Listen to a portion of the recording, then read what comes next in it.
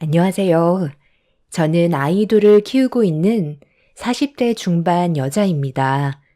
10년간 결혼 생활을 하면서 여러 번의 기회를 줬었는데, 이번만큼은 도저히 참을 수가 없어 연을 끊어내어 버렸습니다. 사람은 고쳐 쓰는 거 아니라더니 정말 그 말은 변하지 않는다는 걸 이번 일을 통해 확실하게 알 수 있었어요. 저는 결혼을 하자마자 제가 하던 일을 그만두고 남편의 사업을 도와줄 수밖에 없었어요. 일이 좀 어렵다 보니 이 일을 전문적으로 하는 사람이 아니면 쉽게 접근을 할 수 없고, 체력적으로도 많이 힘들어서 일하는 사람을 구해도 그만두게 되는 일이 계속 반복이 되었었죠. 그러다 보니 남편의 사업이 힘들어지게 되는 상황까지 오게 되자 집안을 살리기 위해서는 제가 다니고 있는 회사를 그만두고 남편 옆에서 일손을 도와주는 게 좋을 것 같아 도배 일을 같이 하고 싶다는 말을 몇 번이나 했었지만, 고된 일을 저에게는 시킬 마음이 없다면서 강하게 거절을 했었어요. 하지만 시간이 지날수록 상황만 더욱더 악화가 되다 보니 어쩔 수 없이 제 의견을 받아들이게 되었고, 그렇게 시작된 도배 일은 어느덧 남편 옆에서 10년의 시간 동안 함께하게 되었습니다. 살면서 고된 일을 해본 적이 없었던 저는 몇 달간 온몸이 쑤실 정도로 너무 힘이 들었었지만, 남편과 함께 할 수 있는 일이라서 그런지 행복감이 더 컸었고, 고생한 만큼 저희 집안도 어느 정도 안정을 되찾을 수 있었습니다. 그리고 그토록 바라던 아파트를 장만할 수가 있었어요. 정말 악착같이 모아서 넉넉한 54평을 계약할 수가 있었는데, 모든 일이 순조롭게 진행이 되던 어느 날 예상하지 못했던 불편한 일들이 계속해서 터져나와 54평 아파트에 입주를 하는 게 옳은 건지 고민을 하게 되었어요. 아이들을 둘이나 키우는 입장에서 혼자 살고 있는 시모까지 걷어들이기에는 많은 어려움이 있었습니다. 남편도 불편한 건 싫어해서 시모의 의견을 받아들여주지 않았어요. 나 혼자 생활하는 공간이 얼마나 된다고. 작은 방 하나 내어주면 되는 거지. 그게 그렇게 싫어서 서로 얼굴 붉혀야 되겠어? 54평에 방 4개면 나 하나 충분히 지낼 수 있는데 왜 싫다는 거야? 혼자 사는 것도 외롭고 지금 살고 있는 집 정리해서 그 돈 너희들한테 주면 되는 거잖아. 내가 앞으로 살 날이 얼마나 남았다고 이런 대우를 받아야 되는 건데, 몸도 안 좋아서 여기저기 많이 쑤시고 하루하루가 힘든데 이번 기회에 서로 좋게 해결 보면 좋잖니. 아, 글쎄 그건 안 돼요. 이 사람이 좋다고 해도 저는 싫어요. 그냥 거기서 사세요. 왜 굳이 일을 크게 만들려고 그래요? 저희가 지금 할 일이 얼마나 많은데요. 그리고 드라마나 TV 프로 같은 데서 함께 지내다 보면 고부지간 사이 틀어지고 이혼까지 가게 되는 그런 일들 수없이 많이 봤었는데, 우리 집안도 그런 일이 안 생길 거라는 보장이 없잖아요. 엄마가 무조건 이사가는 집에 들어와서 같이 살게 된다면 모두가 불편해지고 얼굴 붉히게 되는 일 안 생길 수가 없어요. 네가 엄마한테 그렇게까지 얘기할 거라곤 꿈에도 몰랐다. 너는 항상 보면 며느리만 중요하지 엄마가 어떻게 살든 그런 건 관심조차 없는데, 나중에 세상 떠나고 나서 후회하지 말고 지금부터라도 잘해야 되는 거야.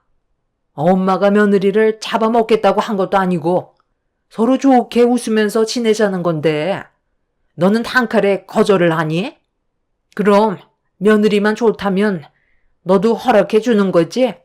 내 아들은 네가 힘들어지는 걸 못 보겠다고 나를 거부하는데 너는 어떻게 생각하니? 저도 남편과 같은 의견이에요.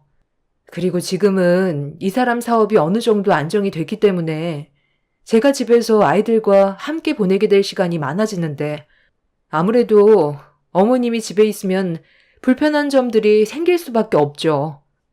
어머님 마음 이해 못하는 건 아니지만 평소에도 여러 가지로 의견 충돌이 자주 생겨서 심적으로 불편한 경우가 많은데 한 공간에서 같이 살다 보면 처음에는 서로가 많이 배려하겠지만 결국 그 끝은 안 좋은 결과로 끝날 것 같아서 저도 사는 건 떨어져서 지내는 게 좋겠어요. 어머님도 분명 후회하게 되는 상황이 생길 수밖에 없어요. 이 사람과도 사소한 의견 차이로 가끔 마찰이 생기는데 어머님과 함께 지내다 보면 이 사람은 제 눈치 보고 어머니 눈치 보다가 결국 중간에서 감정이 터져버리면 지금보다 더 안 좋은 관계로 발전할 수 있다는 거예요. 그냥 지금 살고 있는 집에서 편하게 지내면 되는 거지. 굳이 우리 이사 가는 집에 들어와서 작은 방에서 생활할 필요 없잖아요. 어찌됐든 저는 싫어요. 남편이 시모의 의견에 대해 강하게 거부를 했어요. 남편이 경기를 일으킬 정도로 싫어했던 건 다 이유가 있었습니다.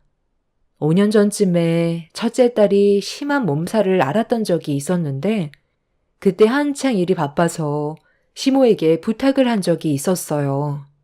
저희 부모님께선 너무 먼 지방에 계시고 일도 하셔서 시모가 도와줄 수밖에 없는 상황이었습니다.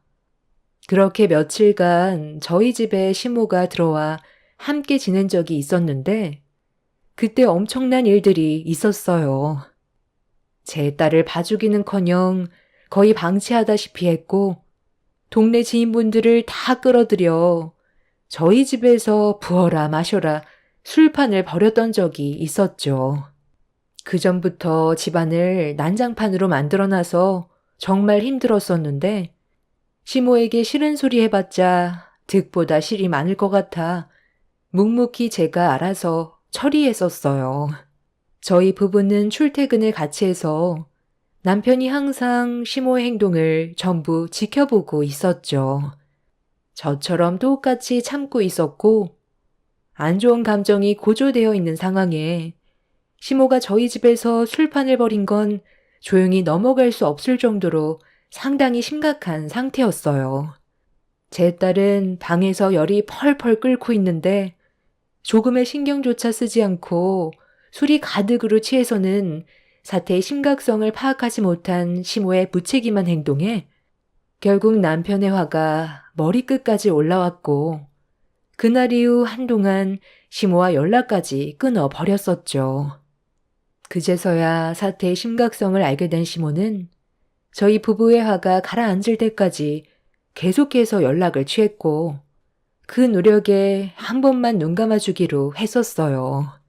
그렇게 한동안 조용하게 지내고 있었는데 시모는 겉으론 용서를 구했지만 속으론 저에 대한 불만이 상당히 많이 쌓여 있었는지 저를 대하는 모든 행동들이 상당히 날카로워지길래 진지하게 대화로 풀어나가려 했지만 이미 서로에 대한 감정이 안 좋아졌던 상태라 결국 서로 언성이 높아졌고 시모는 남편이 잠깐 볼일을 보러 나간 사이 애들이 보는 앞에서 제 머리채를 잡아 패대기를 쳤어요. 단 한 번도 그런 적이 없었던 시모가 그런 행동에 너무 큰 충격을 받아 무방비 상태로 시모에게 머리를 한 움큼 뜯긴 적이 있었죠.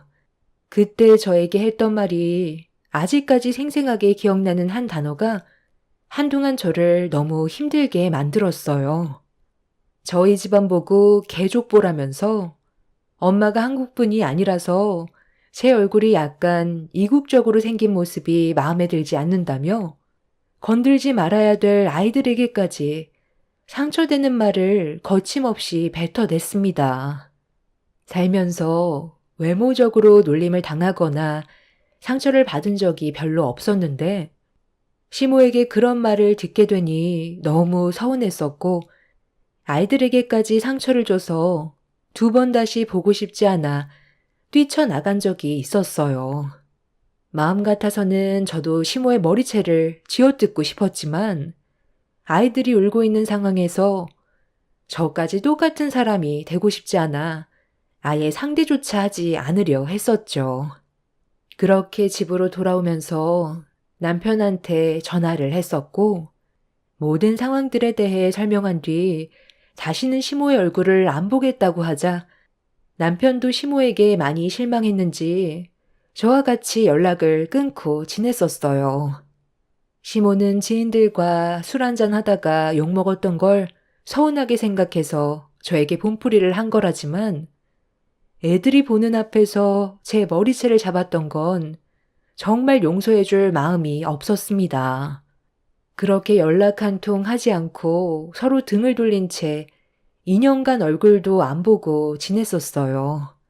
그 시간이 저에게는 너무 행복했었고 평생 안 보고 사는 게 소원이었는데 사람 일이라는 게 마음처럼 쉽지가 않잖아요. 어느 날 시모가 병원에 입원을 해서 보호자가 필요했는지 남편이 전화를 받지 않자 문자를 남기게 되었고 어쩔 수 없이 병원을 찾아가게 되었습니다. 지나가던 차량과 가벼운 접촉사고로 타박상 정도 있었지만 그 핑계로 다시 저희 부부에게 접근하려는 의도 같아 보였어요. 너무 놀랐는지 몸 여기저기가 쑤시고 아프다면서 온갖 불쌍한 척은 다 했었고 끊어내지 못하게 천륜이라고 걷는 것조차 힘들다는 시모의 말에 어쩔 수 없이 저희 집에서 한동안 지냈던 적이 있었습니다. 시모의 집에는 절대로 들어가려 하지 않길래 어느 정도 안정을 되찾을 때까지만 지내기로 했었어요.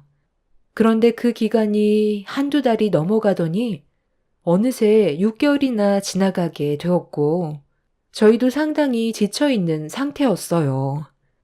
시모가 겉으론 힘들다고 하면서 저희가 안 볼 때 밖에서 돌아다니는 모습이 몇 번이나 포착이 되었거든요.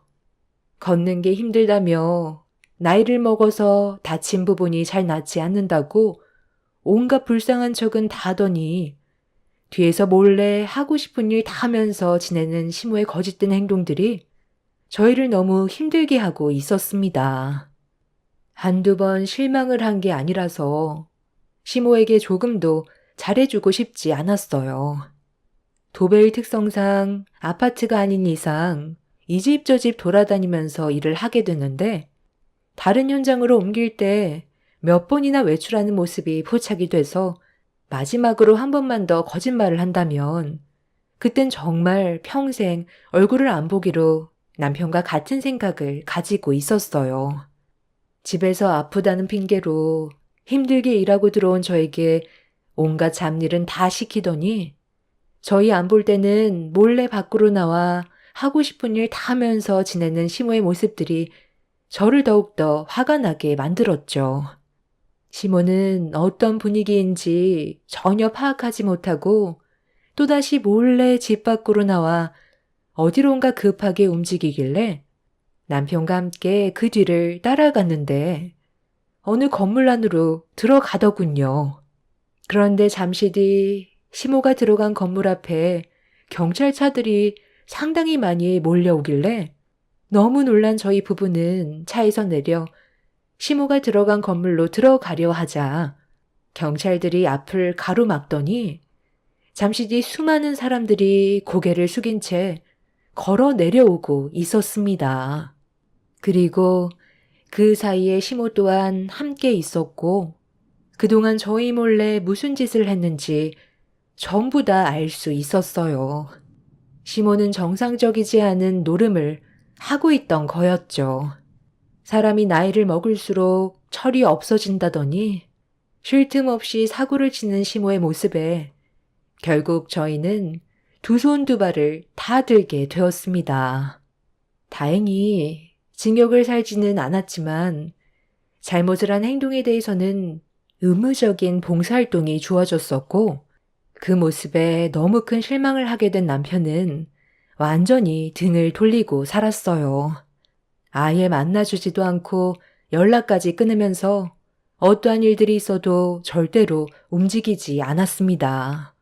아예 시모는 이 세상에 없는 사람이다 생각하며 저희 가정에만 집중을 했었어요. 시모도 처음에는 한 번만 용서해달라며 저희 집에 몇 번이나 찾아왔었지만 강하게 차단해버리자 시모도 결국 포기를 하고 또다시 혼자서 몇 년간 살아왔었습니다. 그런데 저희 가족이 이사를 가게 된다는 걸 알게 된 이후부터 또다시 접근을 시도했지만 남편은 무조건 싫다고 반대를 했어요. 얼굴조차 보고 싶지 않은데 무작정 밀고 들어와 고집을 부려서 저희도 참 난감했었어요. 가족과의 연을 끊는다는 게 이렇게까지 힘든 줄 정말 몰랐었죠. 넓은 집으로 이사를 간다고 하니까 시모도 욕심이 생겼는지 살고 있는 집을 처분하고 들어오려 하길래 남편이 사전에 차단을 했어요. 어떠한 말을 해도 전부 들어주려 하지 않았습니다. 시모는 온갖 불쌍한 척 다 하면서 저희 부부를 계속 설득시키려 했지만 이미 전에 상당히 많은 경험을 해왔던 터라 또다시 반복되는 일을 겪고 싶지 않았어요. 시모는 저희가 강하게 반대하자 결국 눈물까지 흘렸고 살 날 얼마 남지 않았는데 남은 인생 가족들과 행복하게 살고 싶다며 애원을 했지만 남편과 저는 시모가 연기를 하고 있다는 걸 뻔히 알고 있어서 더는 대화해봤자 서로의 기분만 안 좋아져서 집으로 돌려보냈습니다. 남편도 시모만 보면 치를 떨 정도로 너무 싫어했었어요. 자기 엄마라고 하지만 실망스러운 모습을 너무 많이 봐서 그런지 마음이 굳게 닫혀있는 상태였죠. 그런데 다음날 시모가 저에게 따로 전화를 하더니 잠깐 얼굴 좀 볼 수 있냐며 줄 게 있다고 저만 오길 원했어요. 아주 잠깐이면 된다고 장소를 문자로 찍어 보내줬어요. 저는 이 사실을 남편에게 알렸고 나중에 무슨 일이 있으면 연락하겠다고 설명한 뒤 저 혼자 시모를 만나게 되었습니다. 그리고 시모는 제 얼굴을 보자마자 입을 열었어요. 이거 받아라. 내가 아무리 생각해봐도 이건 정말 아닌 것 같거든. 내 배 아파 낳은 자식인데 네가 우선인 게 말이 되니? 내 아들과 그만 이혼해줬으면 좋겠다. 네? 이혼이요? 그 말 하려고 지금 저를 부른 거였어요? 이건 뭐예요? 봉투 안에 들어있는 100만 원으로 뭐 하자는 건데요? 설마 이거 먹고 떨어지라는 거예요? 보면 모르겠니?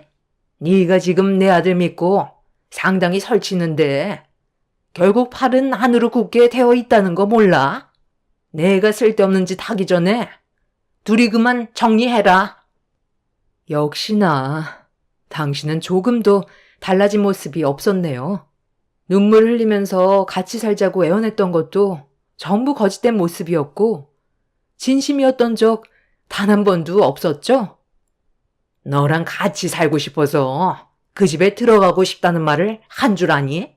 남은 인생 내 아들과 함께 지내고 싶어서 들어가겠다는 거였어. 너 같은 개족보가 그 집에 어울린다고 생각해? 필리핀 사돈이 웬 말이야?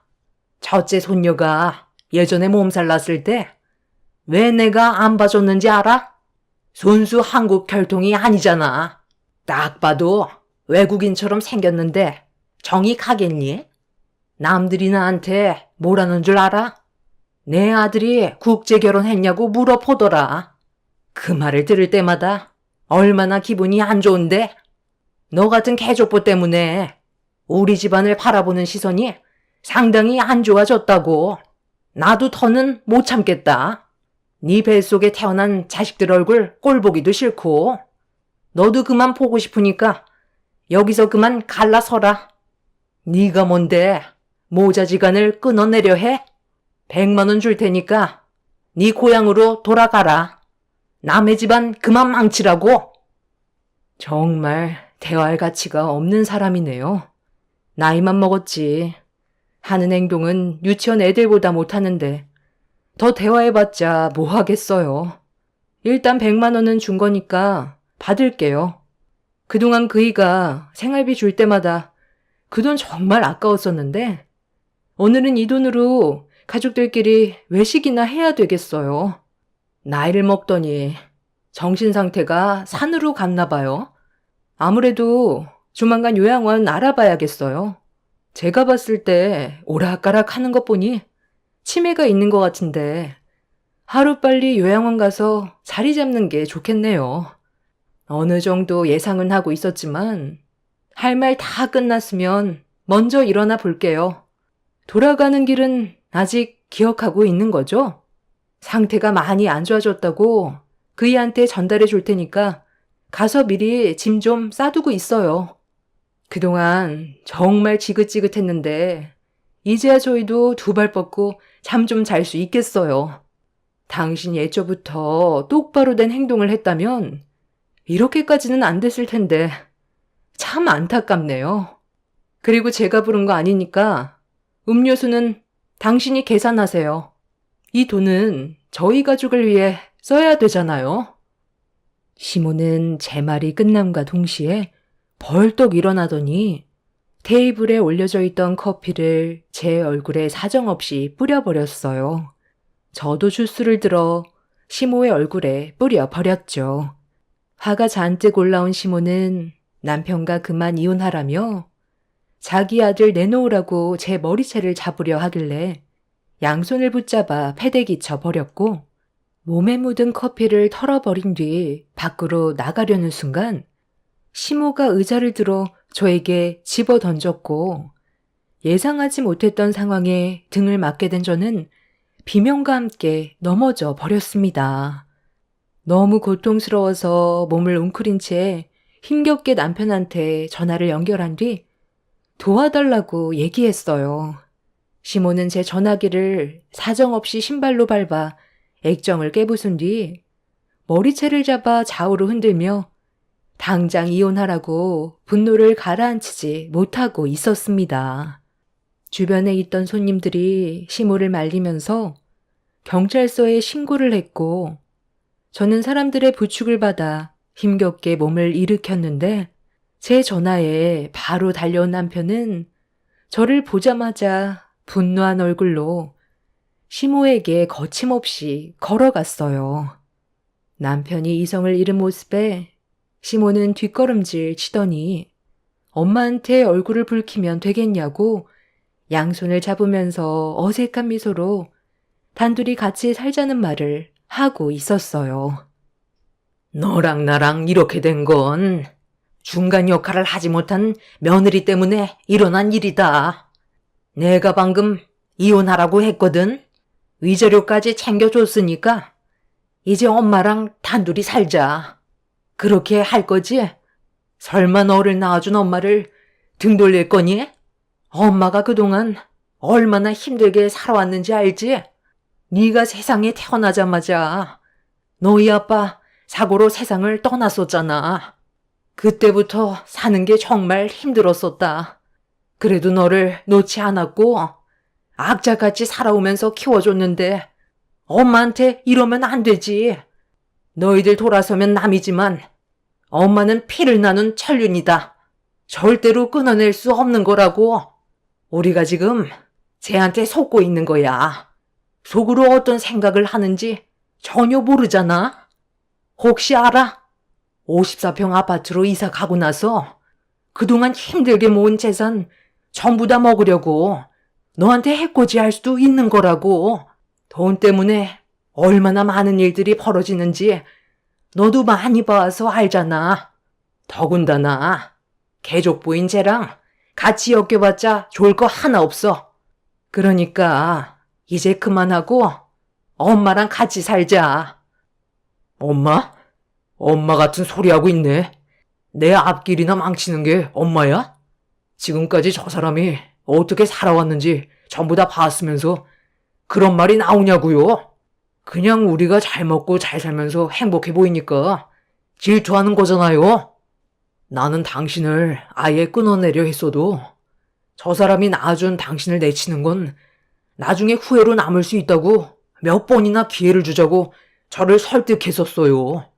그만큼 가정의 평화를 우선시 생각하며 좋게 풀어가려고 얼마나 많은 노력을 했었는데 일을 이 지경으로 만들어요? 제가 안정적으로 사업을 이끌어올 수 있었던 것도 저 사람이 제 옆에서 같이 힘들게 일해줬기 때문에 여기까지 올 수 있었던 거라고요. 당신은 매번 매순간 우리 가정이 무너지기를 바라고 있었잖아요. 오늘 이 시간 이후로 평생 연락하지 않을 테니까 2번 다시 우리 앞에 나타나지 마세요. 당신이 고독사로 떠나도 찾아가지 않을 거니까. 뭐라고? 너 어떻게 엄마한테 그런 말을 할 수가 있어? 엄마가 받는 상처는 아무것도 아니라는 거야? 쟤한테 홀려도 단단히 홀렸구나. 결국 엄마를 버리겠다는 거야? 안 되겠다. 너 선택해라. 쟤야 엄마야. 마지막으로 기회를 주는 거야. 쟤를 선택하는 순간 엄마는 저 다리 위로 올라갈 거라고. 당신 마음대로 해요. 나는 이 지긋지긋한 삶을 끝내버리고 싶다고요. 남들처럼 조용히 살고 싶어요. 제발 우리 앞에서 사라져 주세요. 시모는 남편의 말에 상당한 충격을 받았는지 흥분을 가라앉히지 못했고, 시모는 카페에서 뛰어나가 길 건너편에 있는 다리 위로 올라갔어요. 자기를 선택하지 않으면 각오하는 게 좋을 거라고 남편이 자기를 말려주길 원하고 있었습니다. 하지만 남편은 눈 하나 깜빡하지 않았고 오히려 시모가 보는 앞에서 저를 부축해준 뒤 차에 태웠어요. 시모는 진짜 마지막 기회라면서 자기한테 오라고 동네가 떠나갈 정도로 소리를 지르면서 다리 위 난간까지 올라가 액션을 취하고 있었어요.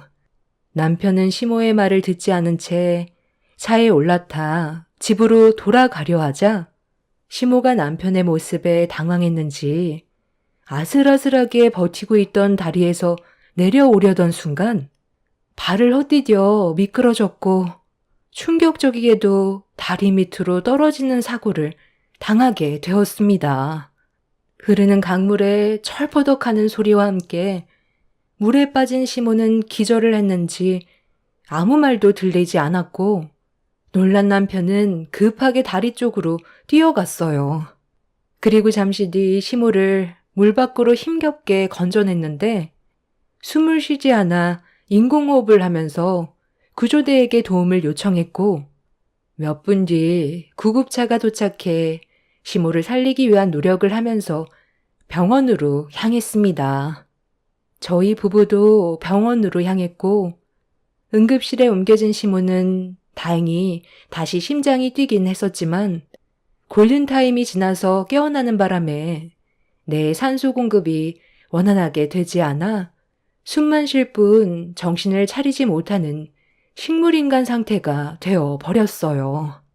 언제 정신이 돌아올지 담당 의사도 장담할 수 없는 상황이었고 깨어난다 해도 이미 뇌에 손상이 가해져 정상적인 생활은 힘들 거라는 말을 듣게 되었죠. 그렇게 시간이 흘러 벌써 2달이나 시간이 지나 버렸어요. 시모는 처음보다 건강 상태가 많이 안 좋아졌고 의사의 입에서는 힘들 것 같다는 말까지 나온 상황입니다. 자신의 분노를 억제하지 못해 이런 일을 만들었다는 게 너무 마음이 아프네요. 남편이 오죽했으면 시모를 받아주지 않았겠어요. 그만큼 저희가 받은 상처가 너무 컸었기 때문에 다리 위로 올라갔어도 손을 내밀어주지 않았던 거고 받아준다면 또다시 저희 가족을 힘들게 할 것 같아 시모에게 잘못된 행동이라는 걸 알려주기 위해 응징을 해주려 했던 건데 일이 이렇게까지 커지게 될 거라곤 예상하지 못했습니다. 의사의 말로는 길게 버텨봤자 앞으로 2달 정도라고 합니다. 그 전에 정신이 깨어난다면 상황은 달라지겠지만 의사는 그럴 가망성이 거의 없다며 기적이 일어나지 않는 이상 힘들 거라는 진단을 내렸습니다. 이런 일들이 저희 가족에게 일어났다는 게 너무 마음이 아프네요. 남편은 저 몰래 눈물을 훔친 적도 몇 번 있을 정도로 정신적 충격이 꽤 큰 것 같아요. 앞으로 저희 가족이 이 상황을 잘 헤쳐나갔으면 좋겠어요. 사람 일 한 치 앞도 모른다더니 시모의 잘못된 행동들이 결국 이런 일까지 오게 만들었네요. 제 사연을 들어주신 여러분들의 가족은 언제나 화목하고 평화만 가득하시길 바랄게요. 감사합니다. 안녕하세요. 저는 현재 남편과 이혼 소송 중인 결혼 2년차 30대 후반 여자입니다. 짧은 결혼 생활이었지만 이혼을 결심하게 된 이유는 시댁 식구들이 저희 집안을 대하는 행동들에 대해 더는 지켜만 볼 수가 없어서 더 이상의 결혼을 유지할 수가 없었습니다. 사람마다 보는 기준이 다르긴 하지만 저 같은 경우 남편이 어른을 공경할 줄 알고 바른 성격을 가지고 있는 것 하나만으로 평생을 함께 하기로 결심을 했었어요. 그런데 결혼이라는 게 연애했을 때 느끼고 봐왔던 감정이 그대로 이어지는 건 아니었어요. 현실은 제가 상상해왔던 그림과는 정반대로 흘러가고 있었죠. 남편 하나로는 행복을 유지할 수 없다는 걸 깨달았을 때는 이미 법적 서류상 되돌리기 힘들었었기 때문에 최대한 좋게 해결해 나가는 방법 밖에는 없었습니다. 결혼 초부터 의견 차이로 시작된 삐걱거림은 결국 결혼 2년 만에 서로에게 아픔만 주게 되었습니다. 문제가 시작된 건 시댁 집안에서 저와 엄마를 무시하는 발언들이 지속적으로 제 귀에 들리게 되었고 불편한 감정들이 많아지게 되자 남편한테 불만을 털어놓게 되었어요. 그리고 처음으로 부부 싸움이라는 걸 하게 되었죠. 내가 아빠 없이 살아왔다고 해서 지금 무시하는 거야? 왜 어머님은 내 얼굴을 볼 때마다 항상 그런 식으로 말씀을 하셔? 집안에 기둥이 없으니 그 모양이라면서 왜 계속 상처되는 말을 늘어놓으시는 건데? 나 지금까지 엄마랑 단둘이 살아오는 동안 단 한 번도 안 좋은 길로 빠진 적 없었고 하루하루 최선을 다하면서 살아왔었어. 그런데 집안에 가장이 없으면 못 배운 거고 버릇이 없는 거야? 당신이랑 결혼했을 때는 아무 말도 하지 않으시다가 왜 이제 와서 내가 마음에 들지 않는다며 말하는 거 하나하나 문제를 삼으시는 건데? 우리 아빠 돌아가신 지 10년도 안 됐어. 아직도 힘든 시간들을 보내고 있는데 그런 식으로 함부로 말씀하시면 내 기분이 안 좋아질 거라는 거 당신은 생각 안 해봤어? 아까 내가 얼마나 놀랐는지 알아? 어머님이 말씀하시는데 옆에서 다 맞는 말인 양 고개를 끄덕이고 있었잖아. 그럼 당신도 우리 집안에 기둥이 없어서 내가 못 배우고 예의가 없다고 생각하는 거야? 매번 갈 때마다 당신의 그런 행동들이 나에게 상처를 주는데 오늘은 그냥 못 넘어갈 것 같아. 도대체 왜 어머님 편에 서서 나를 곤란하게 만들었는지 설명 좀 해줘야 되겠어. 아이, 그럼 거기서 우리 엄마가 말씀하시는데 그건 잘못된 거라고 당신 편을 들어주면 좋겠소? 오히려 그게 더 큰 불화를 조성한다는 거 생각 안 해본 거야? 그리고 우리 엄마가 틀린 말 한 건 아니잖아. 당신보다 인생을 훨씬 많이 경험해 오신 분이야. 그럼 한마디 하실 수도 있는 거고 그 말이 잘못됐다고 생각을 해도 일단 받아들인 뒤 나중에 기회 봐서 기분이 좋지 않았던 걸 좋게 대화로 풀어나가면 되지. 꼭 그 자리에서 우리 엄마한테 이건 뭐가 문제고 저건 잘못된 거고 또박또박 말대꾸하면 우리 엄마가 기분이 좋으시겠어?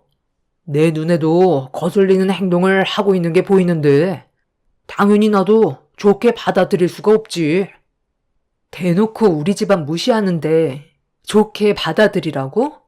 가진 것도 없는 집안 걷어들였으면 토달지 말고 시키는 일이나 잘하라면서 나를 무시하는데 내가 차별은 잘못된 거라고 몇 번이나 참고 있다가 말씀드린 게 문제야?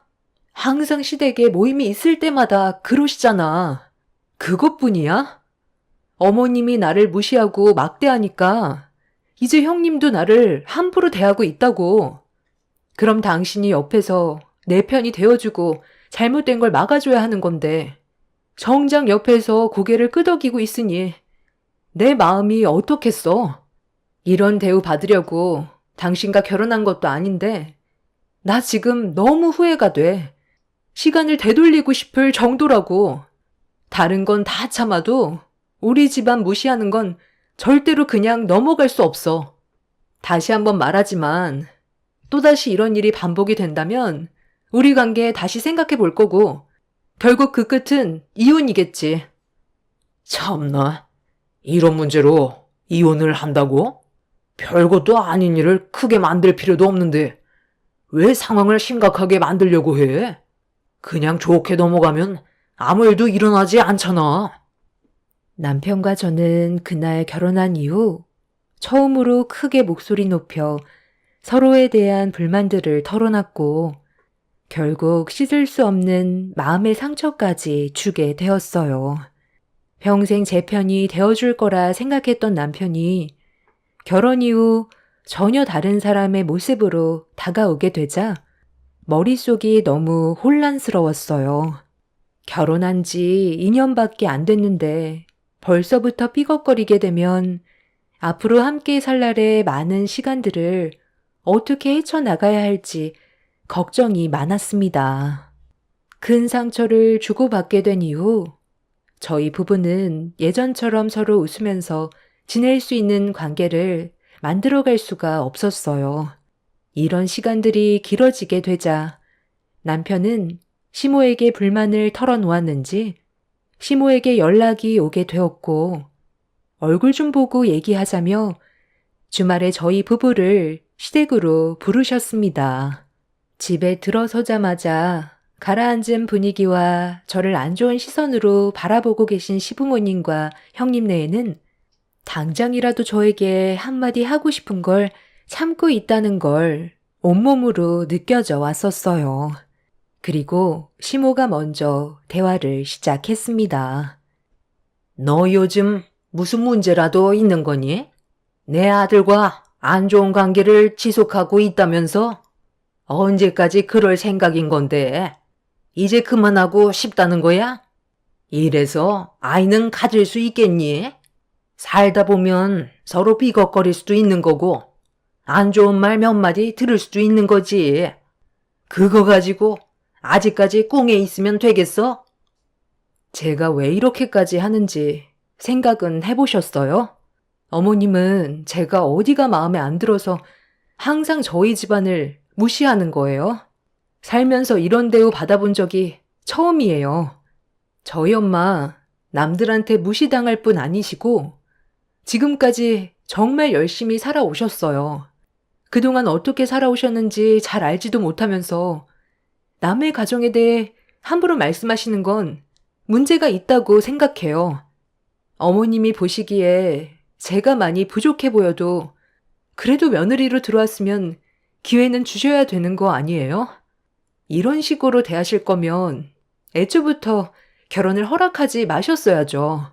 최근 들어 제가 받은 상처가 너무 커서 이 사람과 대화하는 것조차 많이 두려워졌어요. 제가 또 상처를 받게 될까봐 계속 피하게 될 정도라고요. 어머님은 아무렇지 않게 생각하는 그 한마디가 저에겐 아픔으로 다가온다고요. 여기서 동서가 인생 경험이 많이 부족하다는 게 드러나는 거야. 어머님이 하시는 말씀이 서운할 순 있어. 하지만 그걸 동서가 어떻게 지혜롭게 헤쳐나가느냐에 따라 많은 걸 바꿀 수 있을 텐데 어머님이 집안에 대해 몇 마디 했다고 상황을 이런 식으로 끌고 오는 거 보면 상당히 미련하고 앞으로가 너무 걱정이 되네. 그래, 맞다. 시애미가 한마디 할 수도 있는 거지. 그거 가지고 이렇게까지 상황을 끌어야 되겠어? 이래서 내가 우리 큰며느리를 안 좋아할 수가 없는 거다. 매사에 항상 긍정적이잖아. 너도 보고 좀 배워라. 불만을 계속 품고 있으면 한두 끝도 없이 미움만 커질 뿐이야.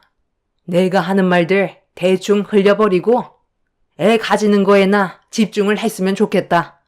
2년이나 됐는데 아직까지 소식이 없으면 어떡해?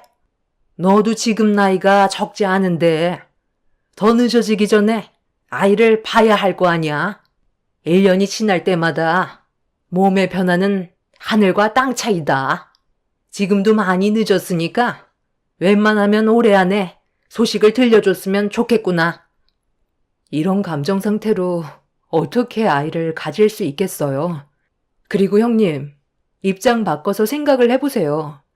어머님이 형님 집안을 함부로 판단하고 막말해도 긍정적으로 받아줄 수 있을 것 같아요? 긍정적이요? 그것도 한두 번이죠.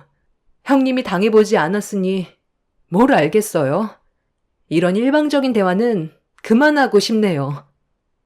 더는 대화를 해봤자 의미가 없다는 걸 느끼게 된 저는 먼저 자리에서 일어나 집으로 돌아왔어요.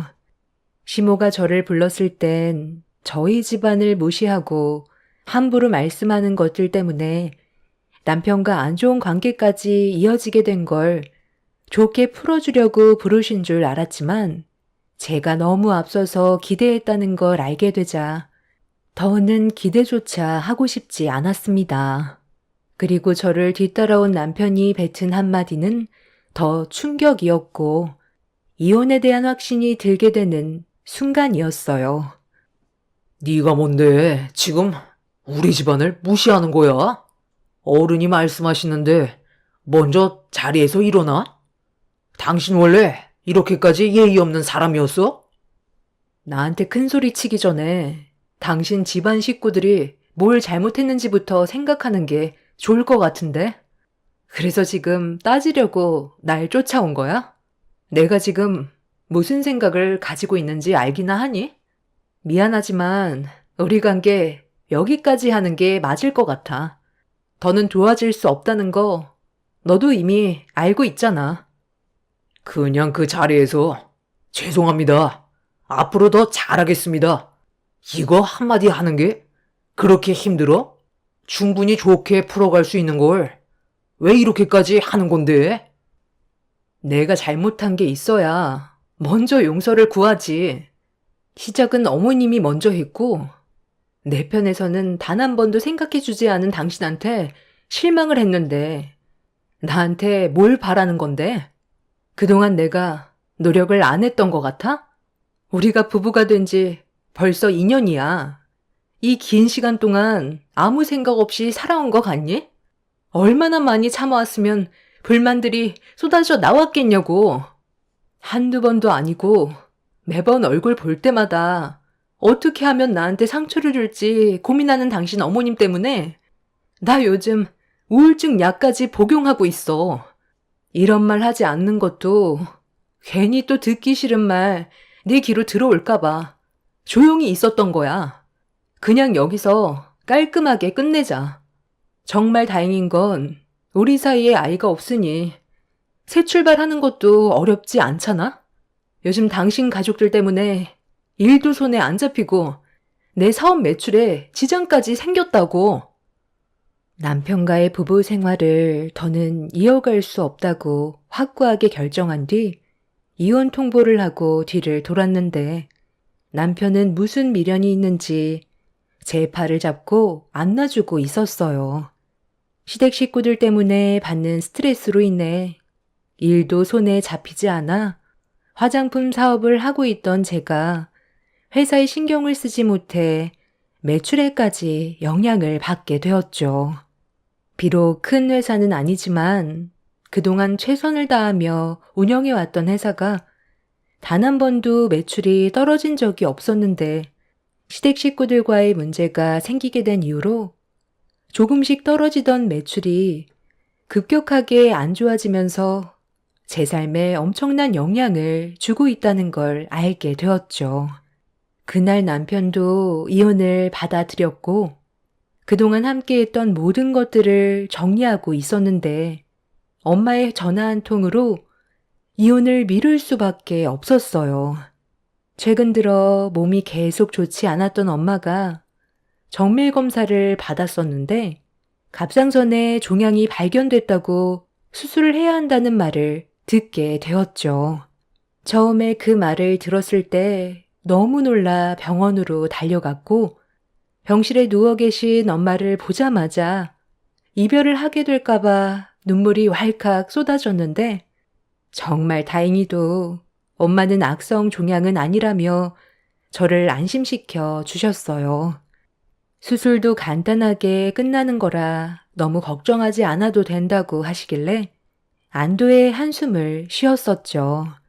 남편과 이혼 문제로 정리를 하던 도중에 집 밖으로 갑자기 뛰쳐나간 거라 저희 엄마가 병원에 입원해 계신다는 걸 남편도 알고 있었는데 이런 상황을 시모에게 알렸는지 저에게 전화를 해선 병실을 찾으셨어요. 저희 엄마에게 시모의 얼굴을 보여주고 싶지 않았지만 최대한 좋게 마무리하는 게 좋을 것 같아 병실을 알려드렸는데 시모 혼자만 오실 거라 생각했는데 병실 문이 열리자마자 시댁 식구들이 우르르 몰려 들어왔어요. 그리곤 시모는 저희 엄마의 몸 상태가 어떤지 한번 훑어보곤 대화를 이끌어 가셨습니다. 에휴, 뭐, 큰 문제는 없는 것 같구만. 난 또 죽을 병이라도 걸린 줄 알았는데, 별거 아닌가 보네. 내 아들이 전화를 받자마자 너가 놀라서 뛰쳐나갔다고 심각해 하길래 어떤 상태인지 뵈러 온 거거든요. 다행히 마음 편히 음식 좀 먹을 수 있겠네. 혹시 몰라서 족발을 사가지고 왔는데 식기 전에 먹고 가도 되는 거죠? 예, 저기 테이블 정리 좀 해줘라. 정신없이 오느라 제대로 먹지도 못했거든. 안사돈, 여기서 먹는다고 문제되는 건 없죠? 다음날 수술 날짜가 잡혔다고 하던데. 그럼 지금 금식 기간인가요? 작은 며느리 너도 들고 싶으면 와서 좀 같이 뜯던지. 이 집이 족발 하나는 기가 막히게 잘하거든. 네가 평소에 사돈한테 얼마나 많은 스트레스를 줬으면 갑상선에 종양이 생겼겠니? 없이 살면 마음보라도 곱겠어야 안 아픈 건데. 네가 그 모양이니 사돈이 입원했잖니. 내 아들과 이혼 준비 중에 있다면서? 사돈은 알고 계셨어요? 이런 사실 전혀 모르고 있었죠? 얘가 보기와 다르게 앞뒤가 꽉 막혀서 사람을 얼마나 피말리게 하는지 몰라요. 집안 분위기를 이렇게 만들어 놓고 이혼하겠다고 하면 끝나는 줄 안다니까요. 저희가 순순히 이혼해 줄 거라 생각하는 것 같은데 손해까지 볼 필요 없잖아요. 그래서 소송까지 가려고요. 잘못은 사돈 집안이 먼저 했는데 왜 저희가 피해를 봐야 하는지 모르겠어요. 수술 앞두고 제가 분위기를 너무 심각하게 만들었나요? 그래도 사돈도 알 건 아셔야죠. 저도 오죽하면 이런 말까진 안 하려 했는데 가진 게 없는 집안이라서 그런지 저희 집안과는 격이 맞지 않더라고요. 이래서 수준에 맞는 집안끼리 결혼을 해야 된다는 걸 알았어요. 온전치 않은 집안이라서 그런지 며느리가 버릇이 너무 없더라고요. 사돈, 말씀이 너무 지나치신 것 같은데. 그리고 방금 뭐라고 했죠? 수준에 맞지 않는 집안이라고 했나요? 가진 게 없다고요? 뭘 보고 그렇게 판단하시는 거죠? 수술을 앞둔 환자 앞에서 족발을 뜯고 있는 사돈이야말로 격이 떨어지는 행동 아닌가요? 사람 겉모습만 보고 판단하는 거 아닙니다. 그 애미의 그 딸이라고 말씀하시는 게 참 처렴하시네요. 그래도 걱정돼서 예의상 찾아와 줬는데 고맙다는 말 정도는 해야 되는 거 아니에요?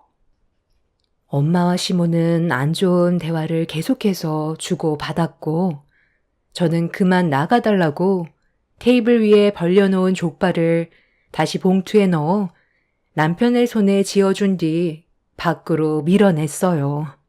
그런데 갑자기 시모가 어른이 식사를 하고 있는데 버릇없이 치웠다며 엄마가 보는 앞에서 제 머리채를 잡아 끌었고 순식간에 병실은 난장판이 되었습니다. 다행히 병원 관계자분들이 바로 앞에 있어서 더 큰 피해는 없었지만 시모가 수술을 앞둔 엄마 앞에서 제 머리채를 잡은 건 도저히 용납할 수가 없었어요.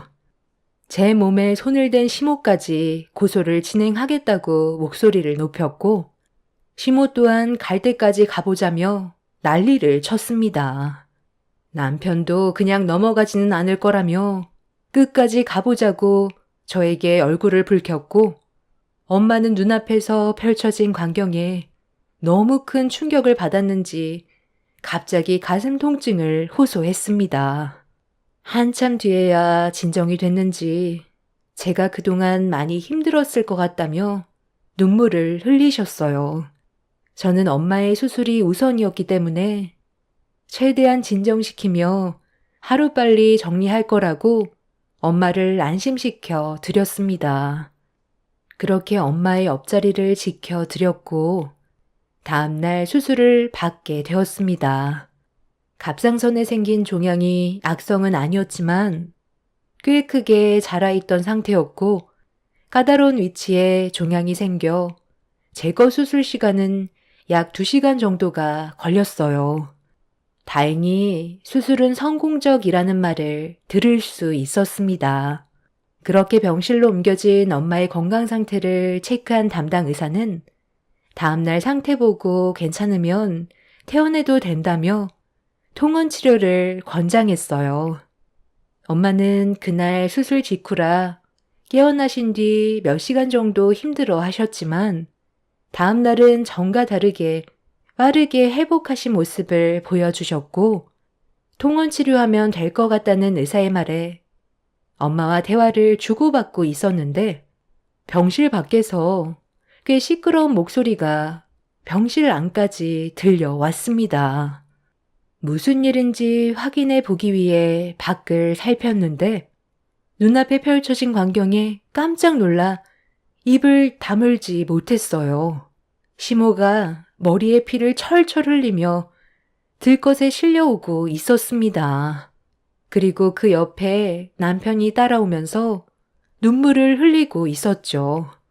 수술실로 바로 들어가는 모습을 보고 있는데 털썩 주저앉아 수술실을 바라보던 남편이 오열을 하면서 괴로워하길래 어떻게 된 거냐고 물어보자 시모가 옥상 계단에서 굴러 떨어져서 머리를 크게 다치셨다는 말을 듣게 되었습니다. 너무 갑작스럽게 일어난 일이라 저 또한 많이 당황했었고 이런 상황을 어떻게 해야 할지 몰라 그 모습을 지켜보고 있었는데 뒤이어 형님네와 시부가 수술실로 달려왔어요. 그런데 엄마가 입원해 계셨던 병실에서 나오며 저를 찾길래 오열을 하고 있던 남편을 두고 엄마를 부축해 드리고 있는데 많은 의료진들이 이사장님 쾌차하시라며 병실 앞으로 몰려오자 시댁 식구들이 저희 가족을 이상하게 바라보고 있었습니다.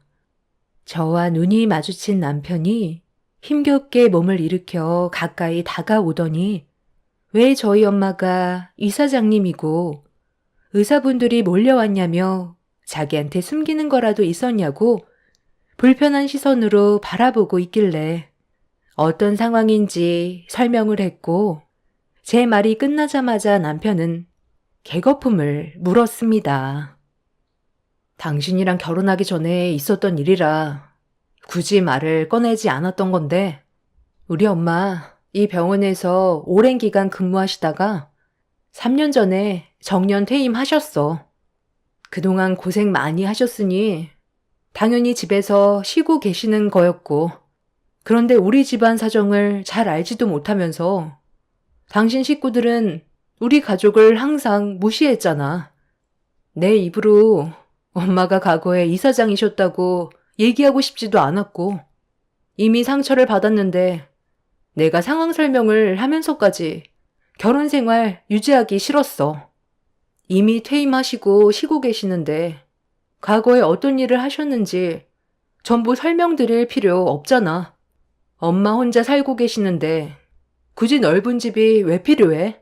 항상 검소하셨고 나 또한 그런 엄마의 모습을 봐오면서 살았었는데 그게 잘못된 건 아니잖아?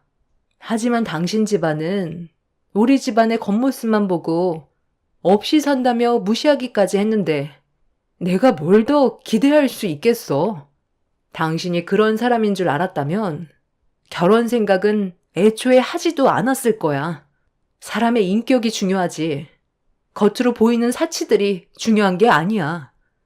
나는 당신이 그래도 남들과는 다를 줄 알았는데 그건 내 착각이었고 잘못된 길을 바로 잡을 거야.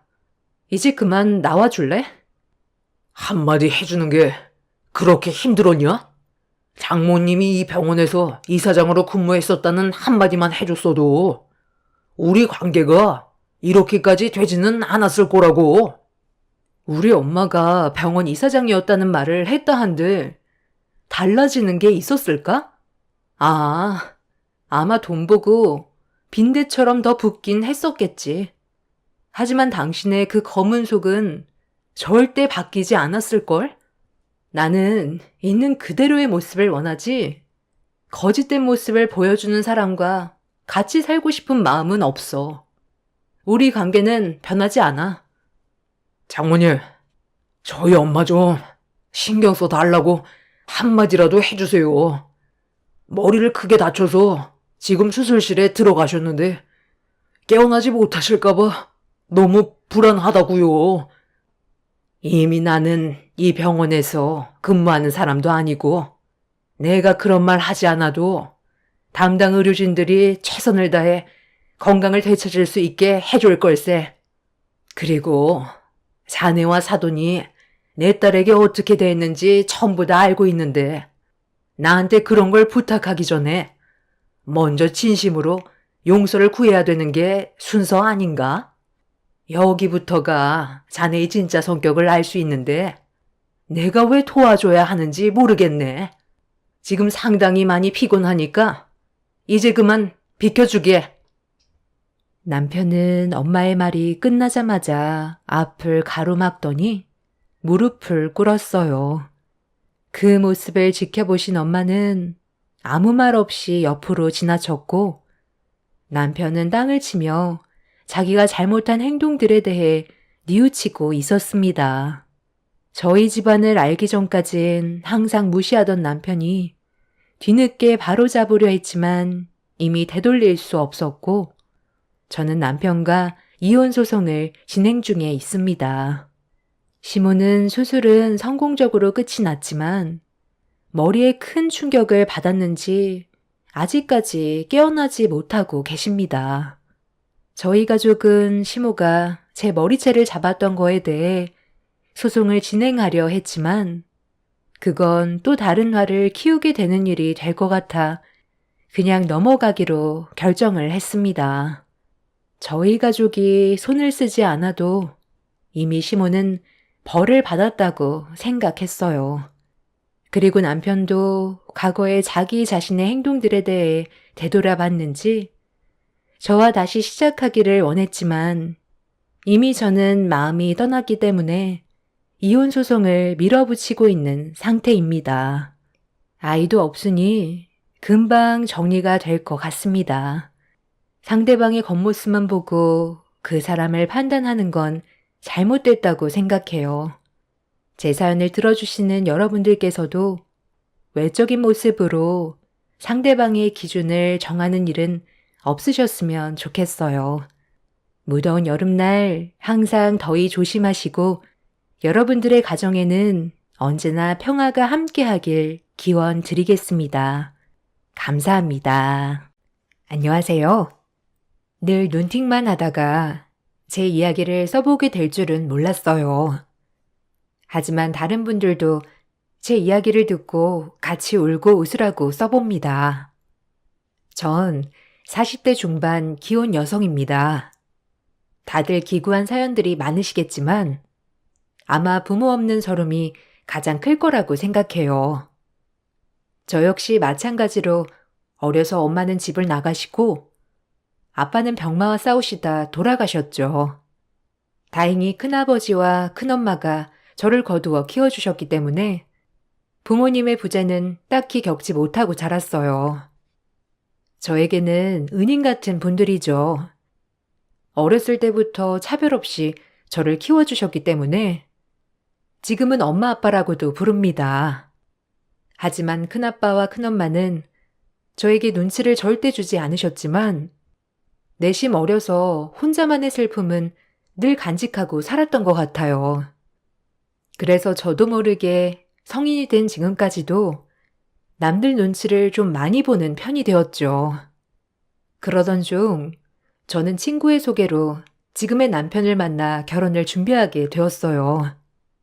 아무래도 불안정한 가정 울타리에 있다가 온전히 내 가정을 꾸리는 것이 소원이었던 저는 너무 행복한 나날이었죠. 큰아빠와 큰엄마도 같이 좋아해 주셨습니다. 네가 어긋나지 않고 잘 자라줘. 너무 고맙다. 너네 아빠도 살아있어.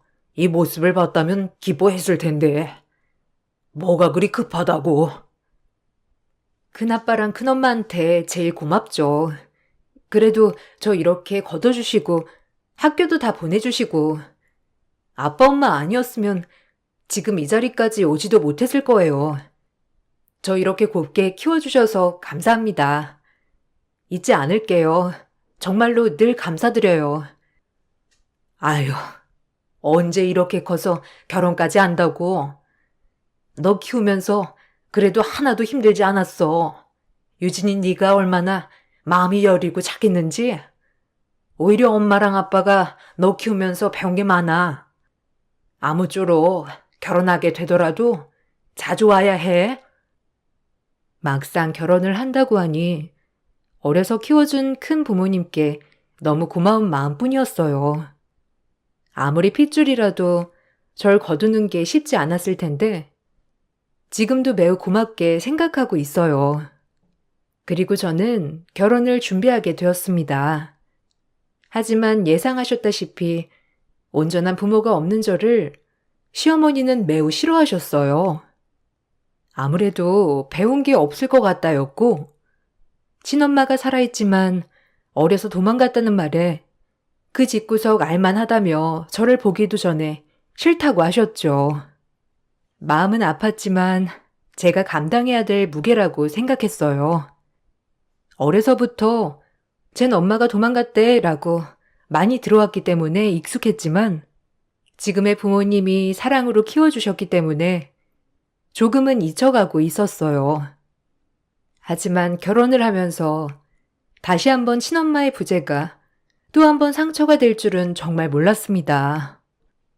시어머니는 뼛속까지 옛날 사람이었기에 그 엄마의 핏줄을 받았으면 똑같을 거라고 그렇게 단언을 하셨어요. 정말 슬펐죠. 난 걔 싫다니까. 지 엄마 도망간 것만 봐도 딱 보면 모르겠어. 네가 지금 콩깍지가 단단히 신 거지. 아무리 큰아버지네가 애를 거뒀다 하더라도 그게 진짜 핏줄이니?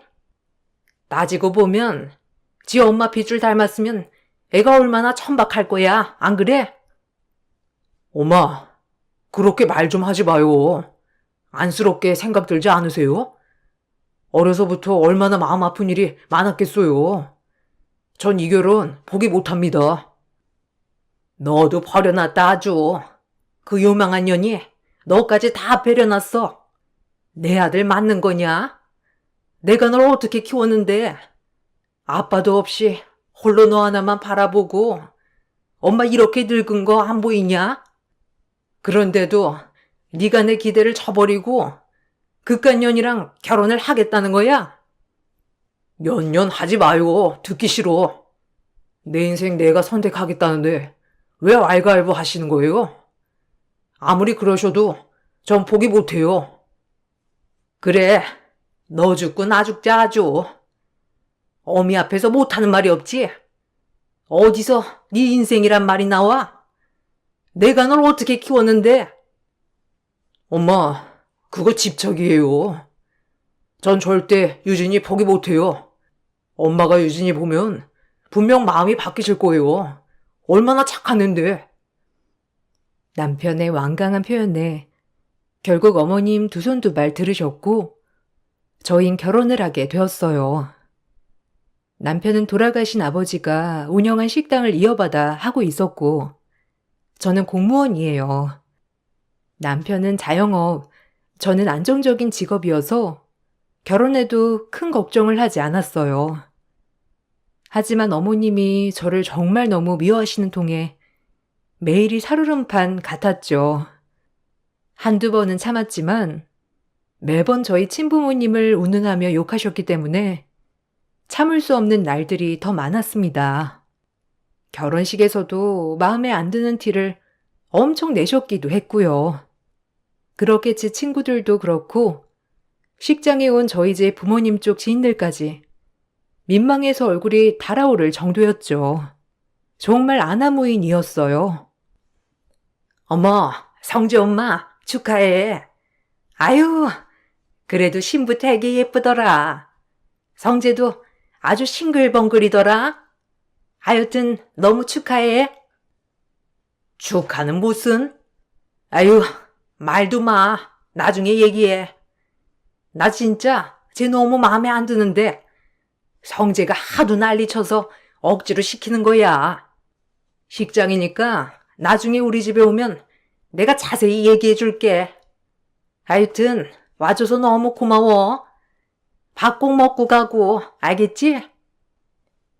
야, 너네 시엄마 진짜 너무하는 거 아니야? 아니, 지 얼굴에 침 뱉기지. 그게 뭐야 도대체? 결혼식장에서 떠벌리는 것도 아니고. 아, 원래 그러셔. 그냥 신경 쓰지 마. 그래도 좀 나아지시겠지 뭐. 어차피 같이 사는 것도 아니고 따로 살 건데 뭐. 네가 고생이 많겠다 진짜. 아유, 그래도 오늘 너무 예뻐. 결혼 축하해 유진아. 세상에서 제일 행복한 신부가 되길. 오죽했으면 제 친구들도 신부 대기실에 와서 시어머니의 만행을 저에게 말해 주었죠. 기가 막혔습니다. 천박스럽기도 했고요. 매번 오는 지인들을 붙잡고 신부 마음에 안 든다고 하소연을 하셨더래요. 저희 엄마 아빠가 그 모습을 보시고 얼마나 당황하셨는지 저까지 죄송해지더라고요. 엄마 아빠는 행여나 저를 안 좋게 보는데 엄마 아빠까지 나서면 저를 더 안 좋게 볼까봐 참으셨다고 하더라고요. 대신 결혼식이 끝나고 남편에게 아빠가 한 소리를 하셨죠. 얼마나 꾹꾹 참았다가 하셨는지 알 것 같더라고요. 자네, 어머니가 유진이 안 좋게 보는 거 다 아는데 남편이 옆에서 중재 잘해줬으면 하네. 자네 하나 믿고 시집 갔는데 지금까지 그런 소리를 들어야겠나? 하여튼 지켜볼 거야. 우리 유진이는 내 친딸이나 다름없으니 눈에 눈물 나게 하는 일 없도록 하게. 네, 아버님, 죄송합니다. 저희 엄마가 유진이 힘들게 하지 않도록 제가 옆에서 많이 노력할게요. 지켜봐 주세요. 아유, 내가 진짜 창피해서 원. 자네 믿고 결혼시켰는데 유진이 앞날이 안 봐도 훤해. 어쨌든 유진이 눈에 눈물 나는 날엔 내가 가만 안 있을 거야. 아유, 창피해. 자네 어머님, 하여튼 정말 매너가 너무 없으신 것 같아. 김서방이 조심 좀 시켜줘. 그렇게 험난한 결혼 생활에 막이 열렸죠. 시어머니는 더 대단했어요. 매번 말도 없이 저희 집에 찾아오는 것은 기본이었고 오자마자 집을 뒤지며 매번 살림살이에 터치를 하시곤 하였죠. 집에 들어가는 길에 두려울 정도일 때도 있었어요. 오늘은 오셨을까? 오늘은 안 오셨을까? 매번 이렇게 스트레스를 받았죠. 일 끝나고 집에 오는 날에 깜짝 놀라는 날도 허다했고요. 어머, 깜짝이야. 아니, 어머님, 언제 오셨어요? 말도 안 하시고, 현관 비밀번호는 어떻게 아신 거예요? 아, 놀래라. 내가 우리 아들 집 오는데 너한테 보고하고 와야 하니? 아니, 성재밥은 잘 차려주는 거야? 집안꼴이 이게 뭐니? 냉장고 안은 이게 뭐고? 빵 쪼가리에 죄다 과일. 아니, 밥은 안 먹고 사냐? 우리 성재가 밥심으로 사는 거 몰라서 그래? 네? 아니, 성재 씨, 아침 안 먹고 다녔다고 하던데요? 그리고 저녁은 저희가 알아서 잘 차려 먹고 있어요. 그리고 사람 없는 집에 이렇게 불쑥불쑥 오시는 거 좀 아닌 것 같네요, 어머니. 다음번에 저 있을 때 예고하고 와주세요. 이러시면 너무 불편해요. 뭐야? 아이고, 내가 하다 별. 너까지 것한테 내가 허락을 받아야 한다고? 내가 왜? 우리 아들이 산 집인데 내가 네가 뭐라고 너한테 허락받아야 해? 아주 웃기는 애네 이거. 내가 이러려고 너랑 결혼 허락한 줄 알아? 내 아들 뺏기고는 못 살아. 성재 씨가 산 집 아니고요. 엄연히 대출이라 저희들이 힘 모아서 갚고 있는 거고요. 여하튼 성재 씨한테 말해 놓을게요. 이렇게 어머님 불쑥 오시는 거 안 했으면 좋겠다고. 식사하셨어요? 성재 씨 오면 식사하시고 가실 거죠? 저녁 준비하게요. 기다리세요. 이렇게 매번 와서 제 속을 뒤집어 놓으셨죠. 그릇은 얼마나 뒤지셨는지 주방도 엉망이고 심지어는 제 옷장에 옷들까지 뒤져대셨습니다. 그리고 모든 것이 마음에 안 들다는 듯이 항상 꼬투리를 잡으셨죠. 따로 살아도 같이 사는 느낌이었죠. 이럴 바엔 같이 살아도 되겠다 싶을 정도였어요.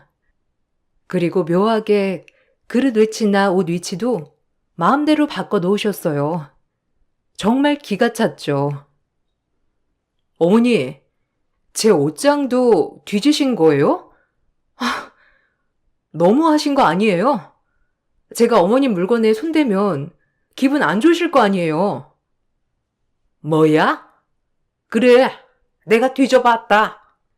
옷 꼬락서니 하고는 천박해가지고. 그걸 옷이라고 걸쳐 입고 다니냐? 아주 기가 막혀서 들춰본 건데 시애미가 옷 좀 뒤져봤기로써니 눈을 동그랗게 뜨고 대들어. 이게 어디서 배워먹은 버르장머리야? 하긴 배울 때가 있어야 배우지. 지업이 집 나가고 아빠 죽고 저렇게 사연 있는 애를 왜 하필 성재가 커둬가지고. 아유, 지겨워. 너무하세요. 어떻게 제 아픔을 그렇게 아무렇지 않게 들춰내실 수 있으세요? 어머니, 정말 너무하시네요. 너무는 네가 너무하지. 뻔뻔하게 우리 집에 시집 오길 어딜 와? 성재가 죽고 못 살았어도 결혼하지 말았어야지. 아주 너 머리부터 발끝까지 마음에 안 든다. 어미가 어떤 사람인지도 모르는데 그 핏줄이 나중에 어떨 줄 알고. 아유, 불결하지 아주. 성재 씨도 아버지 없는 건 마찬가지 아닌가요? 어디 가서 성재 씨가 그런 소리 들으면 어머님 마음이 어떻겠어요? 제발 작작하세요. 어머어머, 아주 사람 잡네. 아주 버르장머리 없는 년. 무섭다 무서워. 나중엔 아주 한 대 치겠다. 왜? 지금 쳐봐. 매번 아픈 곳만 찔러드는 어머님의 말에 눈물을 안 흘리는 날이 없었어요. 일주일에 두세 번은 저렇게 집에 불쑥 오셔놓고 제 마음을 쑤시고 가셨습니다. 남편이 어머님께 아무리 화를 내봐도 어머님은 작정한 듯이 매번 찾아오셨죠. 아주 미치는 줄 알았어요. 사는 게 아니었죠. 이러다 남편이랑 이혼할 수도 있겠다 싶을 정도였어요. 그 정도로 매번이 스트레스 받는 나날이었죠. 엄마, 자꾸 그러면 저희 비밀번호 바꿀 거예요.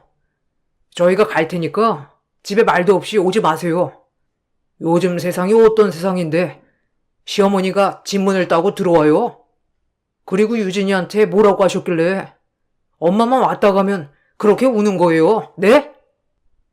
어머, 너 성재 맞니? 아주 여우한테 놀아나더니 지금 엄마한테 바락바락 대드는 거야? 아휴, 기가 막혀. 엄마가 이러면 제가 더 힘들어져요. 왜 그걸 몰라요? 네? 아빠 없이 엄마가 홀로 저 힘들게 키워준 건 다 알고 고마운데요. 제발 유진이 좀 내버려 둬요. 유진이가 저렇게 힘들어하니까 제가 괜히 죄인 된 것 같고 그러잖아요. 부탁드릴게요. 네가 왜 죄인이야? 떳떳한데. 자기가 죄인이지? 엄마도 도망가고 발자가 얼마나 세다는 거야? 아유, 무서워. 제가 나한테 얼마나 말대꾸를 하는 줄 알고나 그러는 거야? 나를 이제 치겠더라니까. 그런데도 네가 제 편만 드는 거야? 너도 참 변했다 아주. 하지만 시어머니는 그때뿐이었죠. 남편이 한 번씩 이따금 뭐라고 할 때마다 잠시 나아진 듯 하더니 또 반복이 되었어요. 제가 남편과 이혼하지 않는 이상 어머님은 끝날 줄은 몰랐죠. 그렇게 제 가슴이 멍이 들고 있었어요. 매일이 행복할 줄 알았던 결혼 생활이 이렇게 매번 살얼음판을 걷는 줄 알았으면 결혼하지 않았을 텐데 라는 생각도 들었고, 왜 우리 친엄마는 나를 두고 집을 나가서 이렇게 내 평생 도움이 안 되는지 철저하게 원망스러웠어요. 아마 지금도 잘 살고 있겠지? 라는 원망과 함께 눈물을 집어 삼켜야 했어요. 어려서부터 매번 눈치만 보고 지금까지 이렇게 스트레스를 받으니 이게 마음의 병이 되었죠. 자기야, 나 요새 목에 멍울 같은 게 잡힌다? 아니, 림프암인가? 뭔가 몸이 안 좋은 것 같기도 하고 무섭네. 당장 병원 가봐야 하는 거 아니야? 내가 일 빼고 같이 가줄까? 그러게, 요새 살도 많이 빠지고, 아휴, 우리 엄마 때문이지 뭐. 아니라고는 못하겠네. 일단 오늘 반차 쓰고라도 가보든지 해야겠다. 끝나면 병원 문 닫으니 일단 자기는 신경 쓰지 마. 어떻게 신경을 안 써? 내가 같이 가줄게. 오늘 반차 쓸 거야? 그럼 나도 주방장한테 가게 맡기고 시간 맞춰 자기 시청으로 갈게. 그렇게 남편과 약속을 하고 일이 끝나자마자 병원에 갔어요. 이것저것 초음파를 보던 병원 의사 선생님께서 저에게 말씀하셨죠. 그 말은 청정병력과도 같은 말이었습니다. 얼마나 놀랬던지. 내가 병을 키웠다는 생각과 함께 눈앞이 아득했죠. 일단 소견서 하나 써줄 테니 큰 병원으로 가보는 게 좋겠어요. 아무래도 종양 같긴 한데 위치가 갑상선이라 조직 검사해 보는 게 좋겠어요. 오늘 소견서 써드릴 테니 이 병원으로 가보세요. 여기가 갑상선이랑 유방 쪽은 잘 보기로 소문난 병원이거든요. 네? 소견서요? 아, 그럼 혹시 암일 수도 있다는 말이신가요? 괜찮으니까 말씀해 주세요. 갑상선 암이라는 거죠? 정확한 건 조직 검사를 해봐야 하겠지만 모양이 악성 같기도 하네요. 일단 소견서는 써드릴게요. 정확한 거 아니니까 진정하시고요. 그렇게 소견서를 받고 큰 병원으로 전 전원되었죠. 그러고 나서 확인한 결과 역시나 갑상선암이 맞았어요. 아무리 갑상선암이 착한 암이라고 하지만 청천벽력 같더라고요. 젊은 나이에 암이라니. 그리고 얼마나 스트레스를 받았으면 암에 걸렸을까라고 생각하니 모든 게 다 원망스러웠습니다. 아무리 큰엄마, 큰아빠에게 사랑을 많이 받고 자랐다지만 늘 엄마 없는 부재는 저에게 스트레스로 다가왔었고 막상 결혼해서도 늘 이 문제로 구박을 받으니 제 마음이 편할 날이 없었죠. 전 그렇게 수술 약속을 잡았고 하필 명절의 빨간 날과 겹치게 되었죠. 가장 먼저 수술을 받을 수 있는 날이 그날밖에 없어서요. 아, 갑상선 암이라니? 이게 다 우리 엄마 때문이야, 그치? 미안해. 어떻게 얼마나 스트레스를 받았으면 암에 걸려, 어? 내가 진짜 너 볼 면목이 없다. 얼마나 힘들었어. 미안해, 정말. 그래도 항암 치료도 안 해도 된다고 하고 수술만 하면 된다고 하니까 조금만 힘내, 어? 내가 꼭 네 옆에서 회복할 수 있도록 도와줄게. 유진아, 진짜 나 만나서 네가 마음고생이 많다. 아니야. 자기도 중간에서 참 힘들었지? 괜찮아. 이제 스트레스 받지 말아야지. 다 이게 내가 스트레스를 풀지 못해 쌓아온 마음의 병인걸. 어머님뿐만 아니라 어려서부터 늘 그랬어, 나는.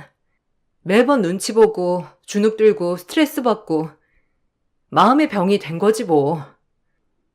엄마 아빠는 제가 암에 걸렸다는 소식을 듣자마자 병원으로 달려오셨고 엄마는 목 놓아 우셨어요. 그리고 아빠조차도 눈물을 훔치셨죠. 가장 아픈 손가락인 딸이 이렇게 암까지 걸리니 부모님 마음에 대못을 박은 거나 마찬가지였어요. 아니, 얼마나 마음의 병이 많으면 암에 걸려, 이거사. 나보고 어떻게 살라고, 어? 네가 이렇게 아프면 내 마음이 편하냐? 아유, 불쌍한 것. 평생을 그냥 어려서부터 눈치만 보고. 미안해, 엄마가. 널 더 신경 썼어야 했는데 내가 너네 아빠를 어떻게 보니? 아니야. 엄마가 날 얼마나 아껴서 키웠는데 왜 그런 말 해? 나 속상하게. 엄마 아빠는 진짜 최선을 다해서 나 키워줬잖아. 그래도 살도 이렇게나 빠지고, 아휴. 수술하고 엄마 집에 들어와서 좀 몸보신 좀 하고 가야겠다. 김서방, 수술하고 나면 유진이 내가 좀 데리고 있을게. 그래도 괜찮지? 데리고 가서 몸보신 좀 시키고 푹 쉬게 해야지. 아, 너 휴직계도 냈지? 휴직계 냈어. 그래도 공무원 사회가 이런 건 다 잘 되어 있잖아. 걱정 마, 엄마. 아휴, 갑상선은 착한 암이래잖아. 착한 암이 어디 있어? 힘든 건 마찬가지지. 그런 소리 말고 푹 쉬어. 넌 네 마음만 추슬러, 알겠지? 아휴, 내가 진짜 못 살아. 그렇게 엄마의 마음을 다독여주고 저는 입원 수속을 받았어요. 그리고 수술할 준비를 하였죠. 태어나서 난생 처음 하는 수술이라 긴장도 많이 되었지만 이렇게 온 가족이 모여 걱정을 해주니 그래도 마음을 잘 추스를 수 있었어요. 그리고 막상 수술을 하려고 생각하니 정말 주마등처럼 모든 것들이 지나쳐 가더군요. 날 버린 엄마, 그리고 돌아가신 아빠, 어렸을 때 추억까지도요. 그렇게 입원을 하고 수술을 하였어요. 수술은 생각보다 일찍 끝이 났고 전 회복하러 입원실로 이동했어요. 그리고 막상 이렇게 병실에 누워있으니 별의별 생각이 다 들더라고요. 명절날이 되어 그래도 수술 때문에 들러보지 못한 시댁에 마음이 쓰였어요. 아니나 다를까 시어머니는 제가 병원에 있다는데도 불구하고 기어코 남편 차를 타고 병원에 들르셨죠. 남편에겐 저의 병문안을 간다고 하면서 말이에요. 남편은 처음에 어머니를 말렸지만 어머니가 한사코 간다고 하시는 바람에 결국 어머님을 데리고 왔어요. 그래도 며느리가 누워있는데 이런 전이나 이런 거 맛은 봐야지. 거기 어디냐? 나 좀 데리고 병원에 앞장서라. 엄마가 가보게요? 아니요. 그냥 음식만 싸주세요. 제가 전달해 줄게요. 유진이 지금 힘들어하는데 나중에 오세요. 며느리가 병원에 입원했다는데 나보고 뭐 가만히 있으라는 거야? 그래도 가야지. 앞장서 얼른. 전 좀 챙길 테니 시동 걸어라. 남편은 시어머니가 웬일이지? 라고 생각하다가 그래도 유진이가 아프니 마음이 약해지셨다고 생각했다고 하더라고요. 그래서 남편은 이제야 어머니와 유진이가 행복하게 지낼 수 있겠구나 생각하고 들뜬 마음으로 차 시동을 걸었다고 했죠. 그렇게 병실 문이 열리고 시어머니는 몹시 상기된 얼굴이었어요. 그 얼굴을 보고 저조차도 놀랐습니다. 너무 화가 난 표정이어서요. 아, 어머니 오셨어요? 제가 하필 명절에 수술하게 돼서 죄송해요. 혼자 명절 준비하느라 힘드셨죠? 그래도 여기까지 와주시고. 아이고, 아프다고 하더니 얼굴이 폈구나. 내 아들 돈으로 이렇게 1인실에서 발자 좋다 아주. 처음부터 끝까지 마음에 안 들어. 시어머니는 말이 끝나자마자 가지고 오신 동태전들을 제 얼굴에 집어 던졌습니다. 전 이게 무슨 일인지 어안이 벙벙해하며 전을 그대로 맞았죠. 남편은 그 모습을 보고 어머님한테 소리를 질렀고 전 망연자실했어요. 암수술한 며느리에게 전 귀싸대기라니요. 엄마, 미쳤어요? 도대체 뭐 하는 거예요? 유진이 걱정된다면서 지금 이렇게 속 뒤집어 놓으시려고 오신 거예요? 넌 닥쳐. 아주 마음에 안 든다 하니까 마음에 안 드는 짓만 하고 있어. 네가 뭘 그렇게 스트레스를 받았다고 유난이야? 뭐라고? 이 아줌마가 진짜 미쳤네. 당신 진짜 미쳤어? 지금 나한테 전 던진 거야? 그래, 당신은 원래 이런 사람이었지. 전 당장 이 아줌마를 끌어내려고 비상호출벨을 눌렀어요. 비상호출벨이 눌리자마자 병원의 부원장님이 달려오셨고요.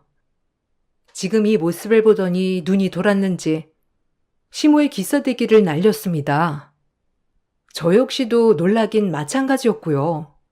왜 부원장님이 어머머, 당신 미쳤어? 당신이 뭔데 내 뺨을 쳐? 어? 당신이 뭔데 내 뺨을 치냔 말이야? 인연이랑 한패야? 내 딸한테 무슨 짓이야? 배워먹지도 못한 년이? 어디서 내 딸에게 전을 집어던지고 이 난리야? 넌 더 맞아야 돼. 내 엄마라고 칭한 부원장이란 의사는 시어머니의 머리채를 잡고 흔들었죠. 전 너무 어안이 벙벙했어요. 시어머니도 제 친엄마라는 반응에 당황하여 그대로 머리채를 잡혀주었죠. 그리고 한참 그렇게 푸닥거리를 하고 나서 부원장 선생님 입에서 나온 말은 저를 아주 놀라게 했습니다. 제 남편도 아주 놀랐고요. 저조차도 놀라서 이게 무슨 일인가 싶었어요. 그리고 물었죠. 무슨 말이에요? 내 딸이라니? 지금 당신 입에서 나온 말이 무슨 말이죠? 아니, 그게 말이 되는 소리인가? 어떻게 된 거예요? 미안하다, 유진아. 너 환자로 올 때 처음엔 긴가민가 했어. 근데 너네 큰엄마, 큰아빠 얼굴을 보니 알겠더라. 내 딸이 우리 병원에 입원을 했다는 것을. 그리고 어떻게 말을 할까 계속 지켜봤어. 우리 딸이 갑상선 암이라니 너무 속상했기도 하고 너희 아빠와 이혼하고 집 나가던 날 우리 유진이가 3살밖에 안 됐었지. 미안해. 도저히 아빠랑은 살 수가 없었어. 매일 술만 먹고 일도 하지 않는 너희 아빠와 갈라서게 되고 아무것도 없는 내가 의사가 되기까지 이 많은 시간이 걸렸단다. 나중에는 널 찾고 싶어도 차마 용기가 나지 않았어. 초등학교 때 몰래 학교 가서 네 모습을 보기도 하고 그랬는데 미안해. 엄마 용서해 주겠니? 어안이 벙벙했죠. 친엄마라니, 아니 친엄마가 의사였다니 너무 혼란스러웠죠. 그리고 시어머니는 저희 친엄마가 이 큰 병원 부원장이라고 들으니 태도가 돌변했어요. 뺨까지 맞아놓고 말이죠. 아주 우스웠습니다. 그 점에선 아주 고소했어요. 아니 그럼 당신이 우리 유진이 친엄마인가요? 아유 어쩐지 가끔 유진이가 고급져 보일 때가 있던데 그럼 그게 다 의사 핏줄을 물려받아서 그런 거군요. 전 유진이 시엠이에요. 뭔가 오해가 있으신 것 같은데 제 말 좀 먼저 들으시고 다 오해이니 진정하시고 제 말 좀 들어보세요. 저는 유진이가 혹시라도 명절을 잊은 게 아닌가 싶어서 그런 거랍니다. 의사 선생님. 당신이 시어머니라고? 내가 유진이 남편이랑 하는 얘기도 다 들었어. 엄마 없다고 얼마나 얘를 쥐잡듯이 잡았던 거야? 아휴, 미안하다 유진아. 내가 네 엄마야. 많이 놀랐지? 내가 환자 차트를 보고 얼마나 놀랐는지. 그 유진이 맞는지. 아니 내가 뭘 또 얼마나 잡았다고 그래요? 아휴 웃겨 진짜. 의사라고 내가 좀 고상하게 봐주려고 했더니 안 되겠네. 그리고 내가 얘랑 우리 아들 결혼시킨 거 보면 몰라요? 며느리라고 생각했으니 결혼시킨 거지 안 그래요? 그러니까 오해 마시고. 또 맞고 싶어 환장했니? 넌 이 병원에서 출입 금지야 알겠어? 여기 이 사람 좀 끌어내요. 어디서 본 데 없어가지고. 엄마 맞는다고요? 어떻게 이런 일이. 전 당신이랑도 할 말 없어요. 그동안 제가 어떻게 살아왔는데. 그리고 어머님도 좀 가만히 있으세요. 어머님이 지금 이런 말 할 때가 아니지 않나요? 저한테 어떻게 대하셨는데요? 늘 항상 엄마 없다고, 본데 없다고, 불결하다고 하셨으면서 이제 와서 지금 그러는 거예요? 진짜 꼴 같지도 않네요. 둘 다 나가주세요. 저 정말 지금 혼란스러우니까. 엄마, 나가. 지금 이게 뭐 하는 짓이야? 아픈 사람 병실에 와서. 진짜. 엄마 정말 가지가지 한다. 죄송해요. 미안해, 유진아. 유진아, 정말 미안해. 엄마가 중간중간 큰아빠네한테 연락도 하고 너 찾으려고 얼마나 노력을 했는데 그땐 엄마가 능력이 너무 없어서 널 데리고 오지 못했어. 큰아빠네가 널 키우는 게 너한테도 환경적으로 나을 것 같았고 근데 후회했어. 엄마가 이제 너 하고 싶은 거 다 하고 살게 해줄게. 미안하다. 정말 엄마를 용서해 주겠니? 엄마도 널 잊은 적이 단 한 번도 없어. 아니, 무슨 소리를 그렇게 섭섭하게 하니, 유진아? 우리 며느리가 친엄마를 찾다니. 진짜 감격스럽구나. 그리고 이 큰 병원의 부원장이라면 도대체 얼마나 성공했다는 거야? 진정들 좀 하시고 제 얘기 좀 들어보세요, 사돈. 이제 사돈이죠? 그렇게 날 구박할 땐 언제고. 이제 와서 친엄마가 이 큰 병원의 부원장이라니까. 왜? 눈이 돌아가요? 당신 같은 사람이 내 시어머니라는 게 진짜 부끄러워. 나가! 그리고 성재 씨, 나 지금 말할게. 어머님이랑 나랑 둘 중 하나만 골라. 나 더 이상 어머니랑 만나고 싶지 않아. 저는 남편에게 그렇게 통보를 하고 이제 친엄마와의 관계를 마무리 지어야 할 것 같았어요. 친엄마는 저에게 애원했죠. 절 잊은 적이 단 한 번도 없다는 그 말이 얼마나 가슴이 아팠는지. 그리고 친엄마는 시어머니를 내쫓았어요. 남편도 너무 놀라서 더 이상 말이 없었고요. 그리고 그날 저와 친엄마는 못다한 이야기를 많이 나눴습니다. 혼자서 저를 데려오기 위해서 악자같이 공부한 나날들, 공부하며 아르바이트 했던 날들 때문에 저를 돌볼 수 없었다는 얘기들, 그리고 지금이라도 꼭 엄마 노릇을 하고 싶다고도 했고요. 무엇보다 저에게 주고 싶어 돈을 버는 순간부터 지금까지 차곡차곡 모아놓은 돈을 저에게 주시더라고요. 자그마치 그 돈은 8억이었습니다.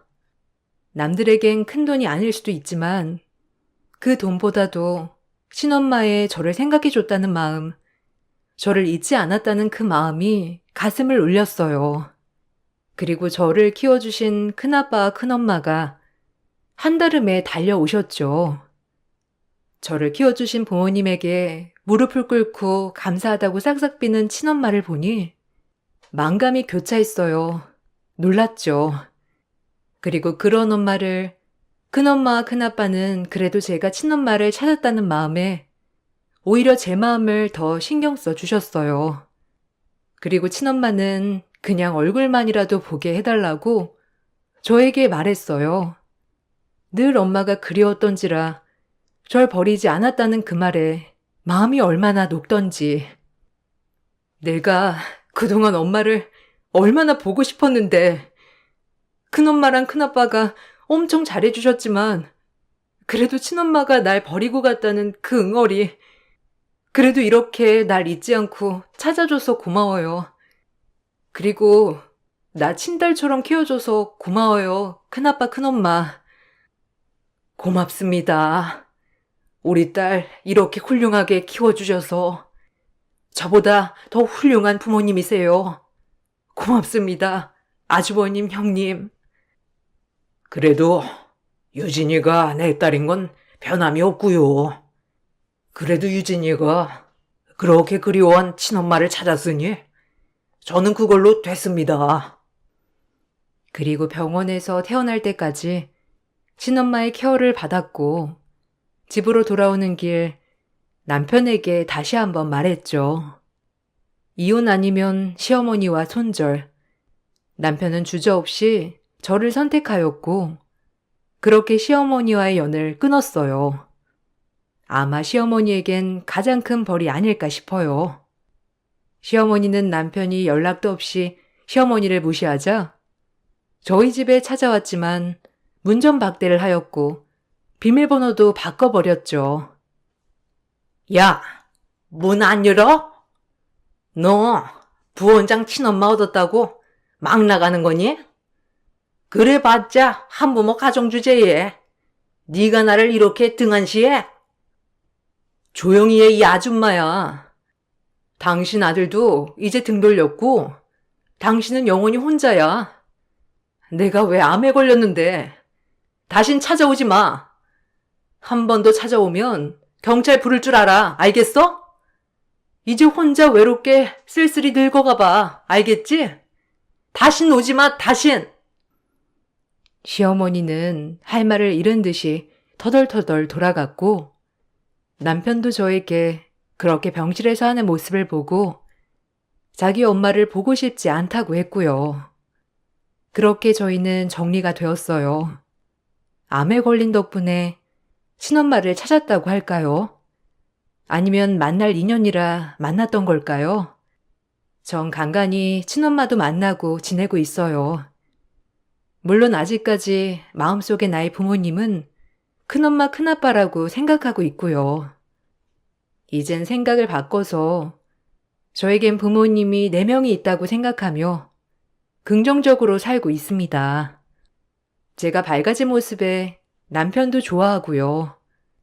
지금이 제일 행복한 시기인 것 같아요. 시간이 많이 흘렀지만 아직도 시어머니의 만행들은 지금 생각해도 부글부글 끓습니다. 남편의 속마음은 어떨지 모르지만 제 앞에서는 저 자신을 제일 위한다고 말을 하고 있고요. 전 다신 보고 싶지도 않아요. 늘 눈팅만 하다가 한번 제 이야기도 써봤는데 제가 겪은 일이지만 별의별 생각이 또 드네요. 지금까지 제 이야기 들어주셔서 감사합니다.